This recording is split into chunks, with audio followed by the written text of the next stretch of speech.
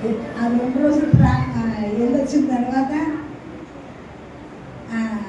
24 కూడా నమ్మకం అయ్యా, నేను రాలేదు, ఇంకా నాకు ఓపిక లేదు, నేను తెల్లసం చర్చికి వెళ్ళాలి అని చెప్పాను. చర్చి విషయం ప్రార్థన చేస్తున్నాం దేవుడి దగ్గర. మనం దేవుడి పని చేస్తే మన పని దేవుడు చేస్తాడు. 24 ఏమైనా చెప్తా హాస్పిటల్గా జీతం వేసాడట ముఖ్యమంత్రి. 60,000 పండి అని చెప్పాడు. దేవుడికి స్తోత్రం. చర్చి రిపేర్ చేసుకోవడానికి 1,00,000 కావాలి ప్రభు అని ప్రార్థన చేస్తాడు. నా దగ్గర చర్చి నిమిత్తం ఒక 20,000 రాశాను, కానీ గవర్నమెంట్ ద్వారా ఉచితంగా వచ్చినాయండి 60,000. దేవుడు గొప్ప దేవుడు, మరి కన్నీరు తుడిసే దేవుడు, మన ప్రార్థనలు ఆలకించే దేవుడు, మనతో ఉన్న దేవుడు.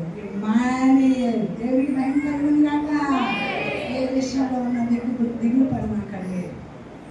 ఆయన చేతిలో మనం ఉన్నాం. చూడుమో నేను నా చేతుల్లో చెక్కుకొని ఉన్నాను. ఈ రాత్రి నేను వైజాగ్ వెళ్తున్నాను. అక్కడ మా ఫ్లాట్లో ఉన్న వాళ్ళు ఖాళీ చేస్తున్నారు. అది మంచి వానర్స్ వచ్చేటట్టు కూడా ప్రార్థన చేయండి మీ అనుదిన ప్రార్థనలో. దేవుడికి మహిమ కలుగును గాక.